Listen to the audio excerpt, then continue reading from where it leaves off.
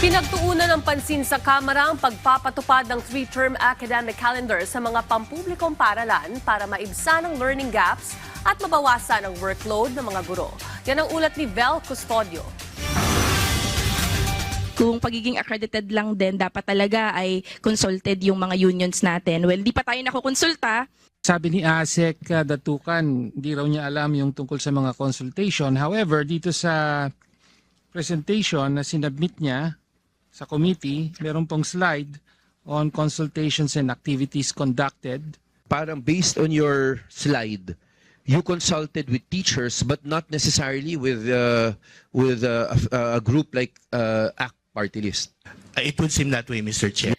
Yan ang hinaing ng ilang mga grupo ng mga guro sa pagdinig na House Committee on Basic Education and Culture kasunod ng nakatakdang pagpapatupad ng 3-term school calendar sa June 8. Hiling ni Teacher Ruby ang pagtugon ng ahensya, lalo na ang mga guro na naka-frontline sa pagpapatupad ng 3-term school calendar at dapat rin handa ang lahat ng learning materials para rito. Layunin ng DepEd Order No. 009 Series of 2026 o 3-term school calendar days na maibsan ng learning gaps, mabigat na workload ng mga guro at pagbaba ng learning engagements, lalo na sa mga vulnerableng sektor. Mahati sa opening, instructional at end-of-term block ang academic calendar. Isasagawa sa opening block ang beginning of school year activities, kagaya ng diagnostics at administrative concerns.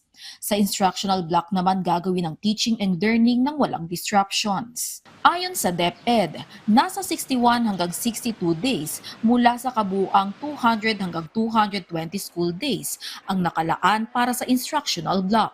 Habang ilalaan naman sa end-of-term block ang non-instructional activities kabilang ang computation of grades, remediation at DepEd activities kagaya ng palarong pambansa, school press conferences at Festival of Talents. Malaki po ang advantage sa amin ito.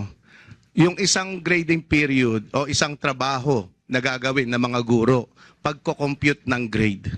Sa bawat grading period, ilang sleepless nights po ang nararanasan ng mga guro para mag-compute ng grades. Kahit po tayo ay computerized na, may LIS, maraming SF forms, matagal pa rin pong gawin yan. Hiling lang ni De La Cruz ang mas mahabang training time ng mga guro at hindi lang 1 o 2 araw para maging handa sa implementasyon. Isasagawa naman ang Academic Recovery for Accessible Learning o ARAL program ng 5 araw tuwing term breaks.